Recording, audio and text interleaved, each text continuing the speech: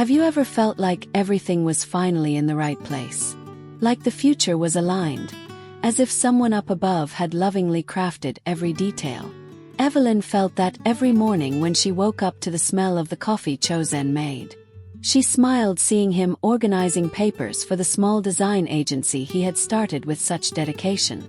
It was a simple life but full of promise. It had the glow of new beginnings, the warmth of those willing to build something from scratch together. They had left everything behind. Family, friends, the comfort of the familiar. To bet on a new city, a new home, a new life. For them, love was fertile ground. And nothing felt more right than planting their dreams there. Evelyn taught young kids at a local school. She loved the sound of tiny voices, the colorful drawings on the walls, the way each day brought a new lesson, for them and for her. Meanwhile, Chosen spent hours creating logos, designing brand identities, trying to make a name for himself in a competitive market. It wasn't easy, but he had talent. And where resources were lacking, faith filled the gap. They made plans in the notebook that sat on their kitchen table. Have kids, take long weekend trips to the countryside, plant a jabuticaba tree in the yard of their future home. Small dreams turned into goals, and those goals took shape in hearts full of belief. But life sometimes changes its tone without warning. On a stifling afternoon, Evelyn was still at school when the phone rang. A strange number. She almost didn't answer, but she did. And the voice on the other end simply said, "Mrs. Evelyn, your husband is okay, but there was an incident. A fire at the commercial building on Augusta Street." Her heart stopped for a second. That place burning didn't seem possible. 'Twas new. None of it made sense. Ran. And when she got there, it looked like a scene from a movie. Smoke rising like a gray veil, sirens slicing through the street silence, people watching from afar, and Chosen standing in front of the ruins, face covered in soot, eyes filled with tears.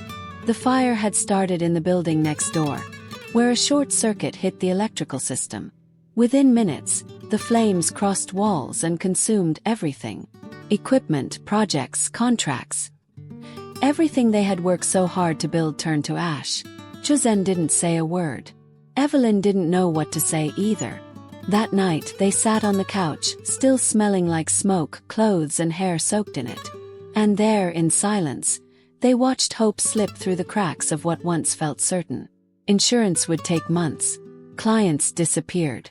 The bills didn't. It was like a strong wind had ripped the roof off their dreams. And they, two young dreamers, suddenly found themselves in a place where even breathing felt harder. It was there, in the smell of smoke and loss, that they thought the dream was over. But what seemed like the end was just the beginning of the greatest rebuild of their lives. In the days that followed, time lost its rhythm. Mornings came reluctantly. Nights took forever to end. Chosen woke up early but didn't get out of bed.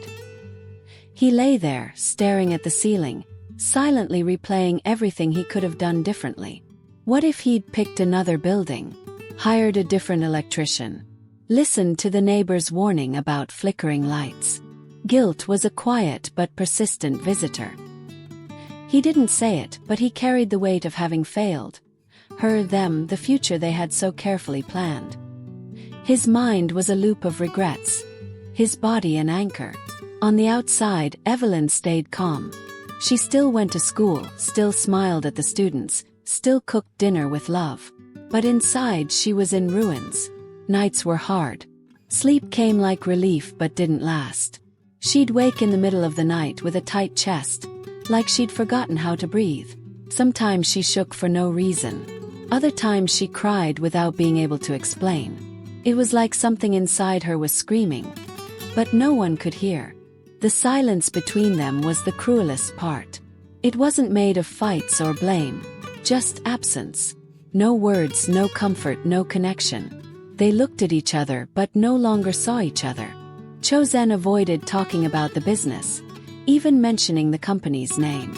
Evelyn tried to keep Faith standing but didn't know where to plant her feet anymore. The bills kept coming, the plans felt far away, and the love that once was their shelter now felt like just another place where she felt lost. It was on a rainy afternoon that she found the notebook. tucked in a moving box they'd never unpacked. An old, worn-out notebook she used to jot down thoughts, verses, and prayers back when she still lived with her parents. She opened it like opening a wound. But there, in the middle of chaos, she started writing again. First just short phrases like a vent, then deeper reflections. It felt like writing was her way of stitching the parts of herself that were coming undone. One phrase formed on a page. All we can do is respond to the storm. We can't stop the rain, but we can learn to take shelter. And as she wrote it, she remembered what her dad used to say when she was little and afraid of thunder. God begins where we think it's over. That hit her deep. She stared at the words like they were a hand reaching out in the dark. Was it true? Was there still a chance to start again? Could what seemed like the end be hiding something greater? She wanted to believe. But believing is sometimes the hardest part, especially when everything around you screams the opposite. Evelyn still didn't know how, when, or where, but she kept writing. And with each page, a seed was planted, even in dry soil. On one sleepless night, she found herself silently asking, "Is it still worth trying?" Until one cold morning, she opened the mailbox and found an envelope. No sender, no postmark, nothing written outside. Inside, just a folded piece of paper. A single handwritten sentence, firm and simple. "What you lost, may be what God will use to rebuild you." Chosen read the note more than once. That simple phrase felt like it came from someone who knew him deeply. Someone who understood exactly where it hurt. What you lost, may be what God will use to rebuild you. He didn't tell Evelyn right away. He just kept the paper in his pocket and, for the first time in weeks, put on his sneakers and left the house alone. He needed to breathe. To see for himself if there was still something worth saving. Even if it was just himself. The walk to the old building felt longer than before. Every corner held a memory. Every step an attempt to make peace with what had happened. When he arrived, the place was fenced off, but part of the rubble was still visible. And there, in the middle of it all, something caught his eye. On the edge of the sidewalk, among cracked cement and debris, a flower. Small alone but alive. A white flower, blooming where nothing else seemed possible. He knelt down, looked closer and thought, how did this grow here? He stayed quiet for a few minutes. He didn't understand it, but he felt it. And in that moment something stirred inside. Maybe the ground is scorched, but there's still life underneath. Maybe he could bloom again too. Back home, Evelyn felt his absence. And for the first time in weeks, she didn't feel afraid. When he walked in, his eyes were different. Not smiling but present. There was something in him she recognized. He sat next to her, pulled the note from his pocket, and handed it over. She read it, looked at him, and cried. Not out of sadness. It was like someone had unlocked a door she thought was sealed shut. That night, Evelyn picked up her notebook and wrote something new. Not just scattered thoughts or vents, but a letter. To herself. To a future version of her that maybe didn't exist yet, but she needed to believe would one day return. She wrote calmly, truthfully. If you survive this, you can bloom again. The following weekend, they decided to go for a walk in the park, even without the will. That's where they met Clara and Benjamin, an elderly couple with white hair and eyes full of stories. They sat on the same bench and started chatting. And like someone who knows exactly where to touch, Benjamin said, "We also thought it was the end. But that's when God began." Clara shared about losing her job, their home, their health. But also how all of that turned into something new when they chose not to give up. That conversation didn't bring answers, but it planted something new. Hope. On the way back, Evelyn had an idea. A small project but doable. They had an old trailer in the backyard, inherited from her grandfather. It was rusty, unused, but still intact. What if they fixed it up together?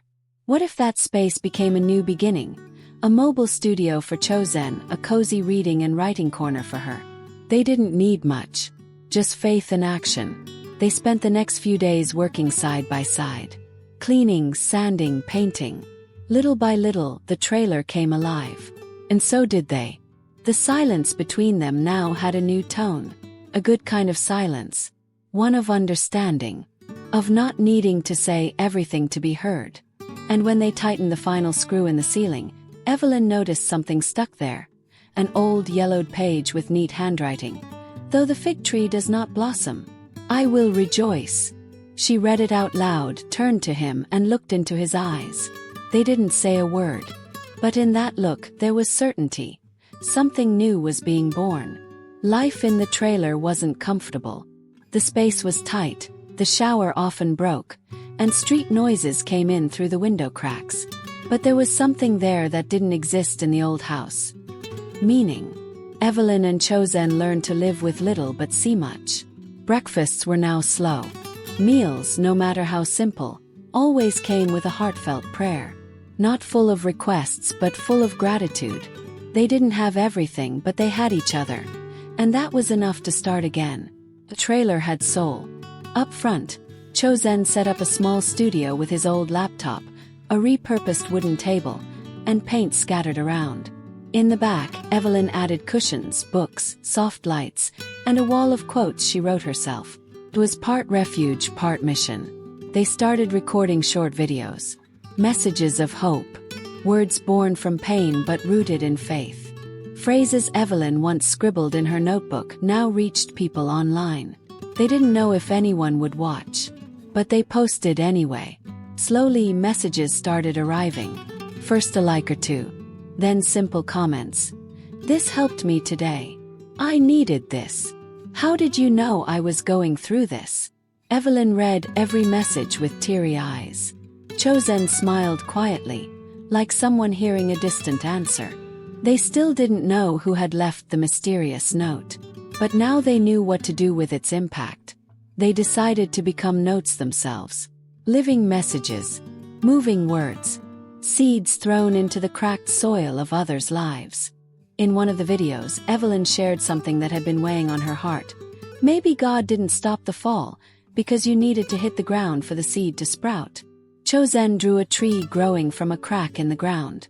They posted it together. It was the video that touched the most people. Not viral. Didn't blow up.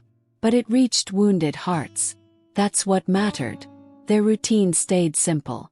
They still faced challenges, still counted coins at the grocery store, still lived with uncertainty. But their days were lighter. A makeshift lunch felt like a feast when laughter joined in. A burst of laughter during filming. A sunset watched through the trailer window. Hand in hand, hearts warmed. Small miracles stitched into the everyday. Evelyn liked to write at dusk.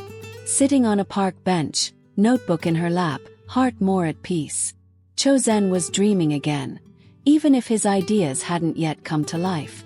The pain hadn't vanished, but it had changed form. Now it was raw material. One cold night a message arrived. An email short and simple. The subject line read only, "Thank you." Evelyn opened it and read aloud. "You don't know me, but your video kept me from giving up. Thank you for being seeds, even on scorched earth." He stopped, looked at Chosen and he looked back. Neither spoke, but they knew. They knew that even with a cloudy sky, light was breaking through. Chosen reread the email. It was simple, direct, but carried a weight he couldn't explain. Those words, "Your video kept me from giving up," cut through everything. He remembered Evelyn's face that night after the fire, the lone flower among rubble, the old verse taped inside the trailer. Every fragment now made sense, like puzzle pieces falling into place at just the right time. He took a deep breath, wiped his eyes discreetly, and decided to record. With the phone propped up on a makeshift stand, he turned on the camera and spoke from the heart. No script, no fancy set, no effects. Just truth. If you're out there thinking it's all over, breathe. Because God always begins where we think it ends. He didn't know if thousands would watch or no one. But he knew he had to say it. Because it was real. Because he had lived it. That same night, Evelyn suggested something. She took the notebook she'd been writing in since the darkest days, tore out a clean page, and together, they wrote the phrase that changed everything. "What you lost, may be what God will use to rebuild you." She folded it carefully, placed it in a white envelope, And the next day, they went to the park where they met Clara and Benjamin. They picked a bench in the shade, left the envelope there, and walked away without looking back. Maybe someone would open it, maybe not. But they knew. Sometimes a simple sentence can be the bridge between despair and hope. The days that followed were gentle. Not because their problems had vanished, but because they had learned to walk by faith, even without seeing the full path. Evelyn started leaving letters in cafes around town. Chosen, every time he finished a design, hid a small symbol somewhere in it. A seed. A reminder that something new could grow anywhere, even in the most unlikely place. They strolled beneath blooming trees, hand in hand, with no rush. The flowers were real. The season had changed. But more than that, it was their outlook that had transformed. Now they knew that starting over doesn't require control. It requires surrender and faith. Evelyn wrote in her notebook, almost like a whisper. Sometimes the storm didn't come to break you. It came to clear the ground. Because God has something new to plant. She closed the notebook with a peaceful smile. Not like someone who conquered everything, but like someone who understood they don't have to do it alone. Just keep going, one step at a time. The sun began to set. Golden light filled the trailer, painting everything with the hue of everyday miracles. The screen slowly fades to black. And like a final breath before silence, the words appear. The end. Maybe it's just the part where God whispers, "Now, leave it to me." If this story touched your heart, share it. And if you believe there's still hope, subscribe to the Stories of Hope channel. Because where the world sees an end, God sees a beginning.